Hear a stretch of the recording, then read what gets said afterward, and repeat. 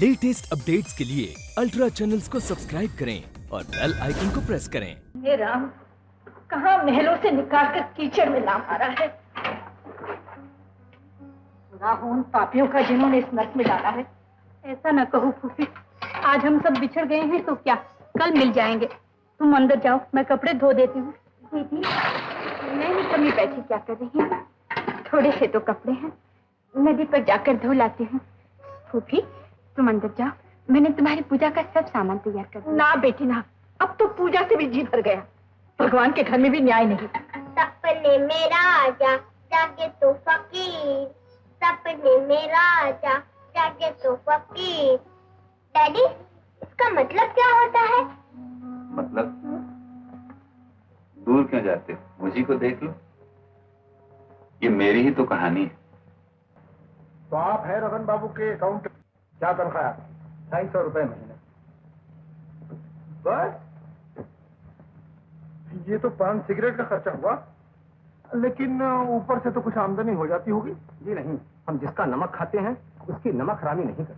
कसम अंग्रेज की, आप पक्के हिंदुस्तानी हैं। लेकिन मुझे बड़ा अफसोस है कि अब मुझे आपकी खिदमत की जरूरत नहीं। आप अपना हिसाब कर लीजिए और घर जाकर बच्चों की देखभाल कीजिए। जी शुक्रिया जनाब ने जो ही इस फॉर्म में कदम रखा, मैंने अपना हिसाब चुकता कर लिया था। आपका इसमें शरीफ? मैं यहाँ का असिस्टेंट अकाउंटेंट। ये तो आपकी सूरत से मालूम होता है, मगर मैंने आपका नाम पूछा। मेरा नाम ढोंगीलाल है।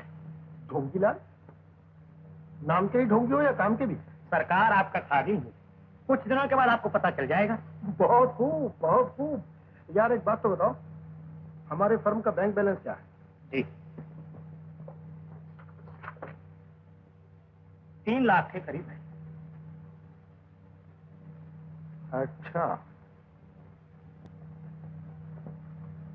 अच्छा तो आज ही 2 लाख रुपया रतनलाल ब्रदर्स के अकाउंट से निकालकर रमेश एंड कंपनी के अकाउंट में डाल दो।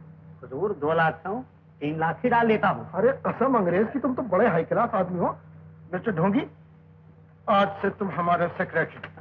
शुक्रिया सरकार, लेकिन आपको एक प्राइवेट सेक्रेटरी की जरूरत भी होगी। जरूर जरूर बड़ी अच्छी बात कही है तुमने। हा कसम अंग्रेज की, कल तक इस घर में वो शोर शराबा था कि खुद अपनी आवाज तक नहीं सुनाई देती थी, और आज कितनी खामोशी है, शांति, पीस, साइलेंस। हेलो मंगला, कहो कैसी हो? अच्छी हूँ भैया। मुझे बहुत खुशी है मंगला कि आज इस घर की मालकिन सिर्फ तुम। दरअसल ये घर तुम जैसे लोगों को ही शोभा देता है। दिन रात गज पकड़कर कपड़ा बेचने वालों के लिए ये बंगले नहीं होते। भैया जो कुछ भी हुआ सब तुम्हारी मेहरबानी ही तो है। मेहरबानी अंग्रेज की बंदा किस काबिल है। मंगला, मैंने सोचा है कि इस फर्म के कारोबार को इससे भी बढ़कर 4 चांद लगा दूं। रमेश को मेरा ये मशवरा बहुत पसंद है। राजन की तरफ से तुम इस कागज पर दस्तखत कर दो। ये लो, मामूली सी फॉर्मेलिटी है, ऐसी वैसी कोई बात नहीं। जरूर भैया। हाँ यहाँ। Thank you very much. सेवा अपना ढंग बनाए। भैया ये बेंगलोर से खत आया।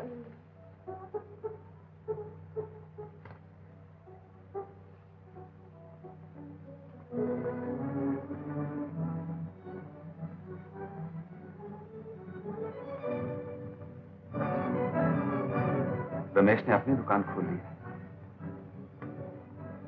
रतन एंड ब्रदर का दिवाला निकल चुका। दिवाला? भैया भैया भैया, भाभी। डैडी को कुछ हो गया। माँ जल्दी आओ। क्या हुआ? रतन, बिल्लू जरा पानी दिला। रतन, हे राम भला करना। हुआ क्या था बिल्लू? देख लो भाभी, हम तो बिल्कुल बर्बाद हो गए। हमारी क्लास में लिखा है रमेश भैया और जीवन ने मिलकर दुकान का दिवाला निकाल दिया। क्या?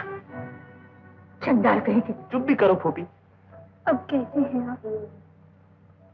मैं ठीक हूँ। हे भगवान, ये कैसे? बरसों की मेहनत पर पानी। तुम चिंता न करो भैया, मैं एक एक को देख लूंगा। मैं आज ही बेंगलोर जाकर रमेश और जीवन दोनों को जेल की हवाला खिलवाऊं तो मेरा नाम भी बिल्लू नहीं। ऐसा न कहो बिल्लू, इसमें रमेश का क्या? दिन ही बदल गए हैं आपने। सब अपने आप ठीक हो जाएगा। दिन के बाद रात और रात के बाद दिन तो आता ही है। लेकिन कोई रात ऐसी भी होती है जिसका दिन नहीं निकलता। खैर मैं चलता हूँ। ऐसी हालत में कहाँ जा रहे हो बेटा? फूफी, दुकान का दिवाला निकल जाना कोई मामूली बात नहीं। न जाने कितने कर्जखात दरवाजे पर पहरा दे रहे हैं। समझ में नहीं आता क्या मुंह लेकर जाऊंगा उनके पास। ये फिक्र क्यों करते हैं आप? मैं आपको रुपया दूंगी। तुम कहां से लाओगी? आप तो किसी को चीज देकर भूल ही जाते हैं। आपका दिया हुआ जेवर जो मेरे पास है। शांता, सर फिर गया तुम्हारा? क्या दुकान का कर्ज उतारने के लिए तुम्हारी गर्दन, तुम्हारी बाहें, तुम्हारे कान नोच डालूं? कानों में लगाने के लिए भगवान ने फूल जो बनाए हैं और गर्दन के लिए एक काले धागे का मंगलसूत्र जो है, और हाथ तो कामकाज के लिए होते हैं। इससे ज्यादा औरत को जेवर की जरूरत भी क्या है?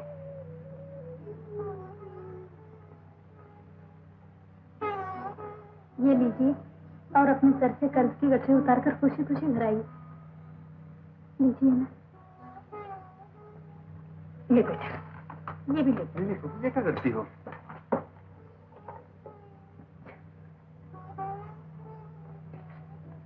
अच्छा, चिंता न करना, मैं जल्दी लौट आऊंगा। अब रतन बाबू का इस दुकान से कोई ताल्लुक नहीं है।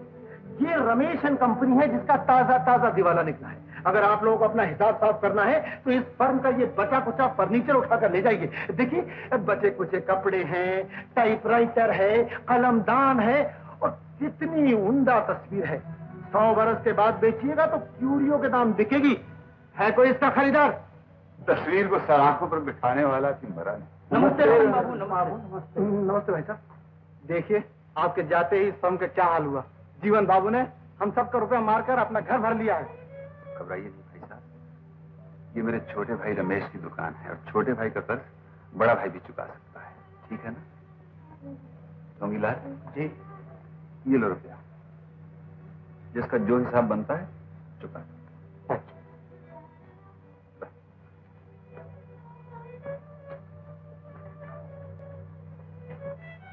जीवन। जी भाई साहब। रमेश कहाँ है? वो तो मेरी बहन ईजा ने अपनी बीवी के साथ ऊटा कमन पहाड़ की सैर को गया है। अच्छा। जी हाँ। सोचा था आया हूं तो मिलता जाऊं। लौटे तो कह देना रतन लाल है। अच्छी बात है।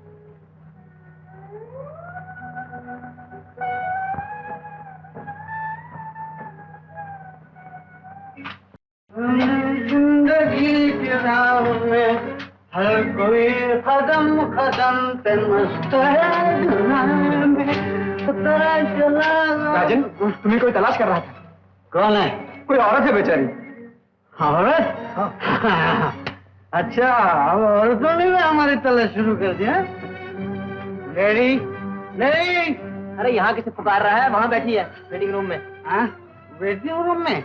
Okay, then wait, please wait. Wait.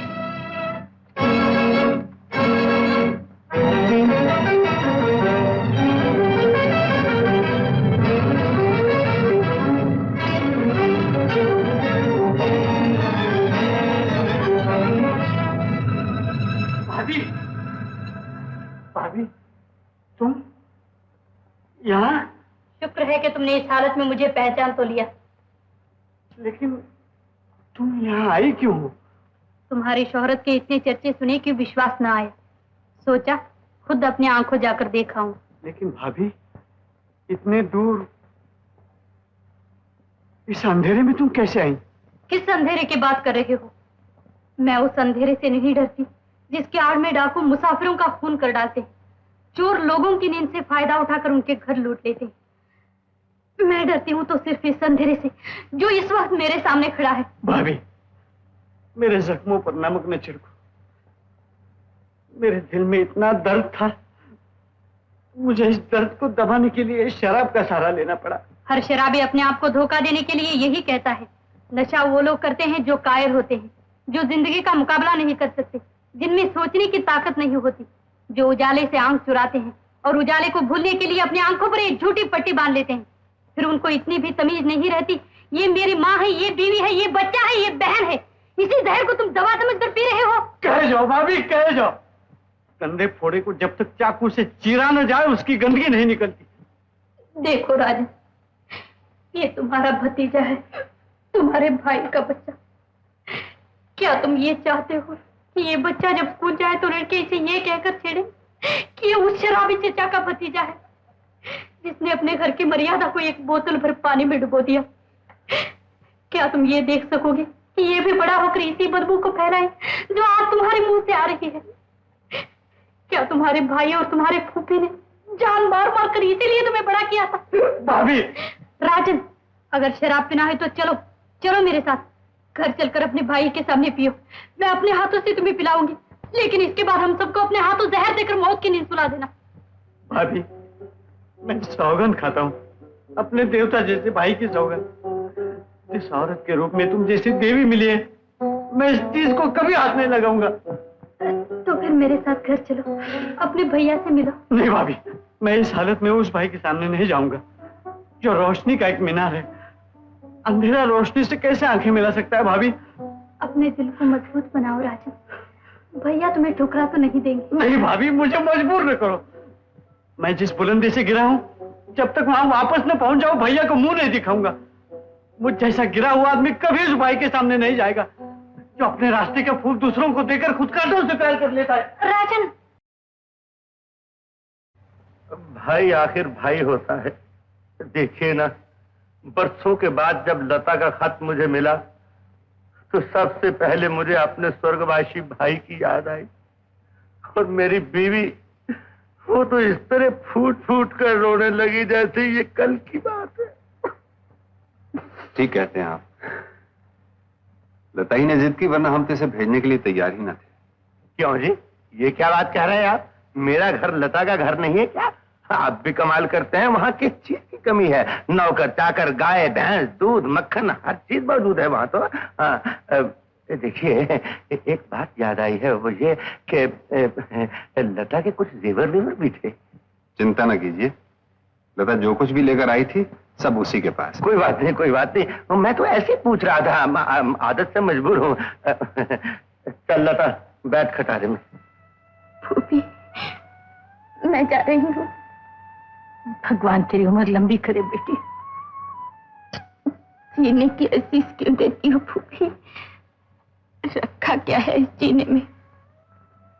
दीदी, दीदी, लता, बड़ी मुद्दत के बाद तुमसे बिछड़ रही हूँ। कभी कभी मुझे याद कर लिया करना। अरे पगली, सदा के लिए थोड़ा ही जा रही हूँ, आना जाना तो लगा ही रहेगा।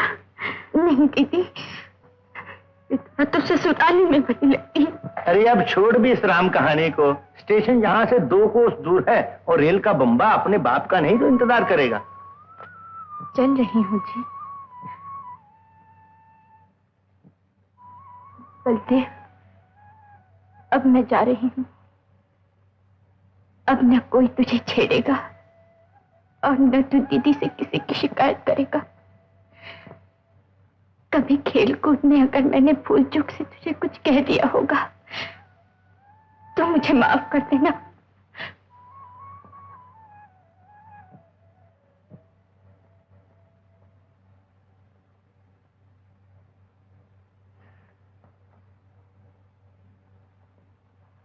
और देख, अपनी शादी में मुझे बुलाना मत भूलना।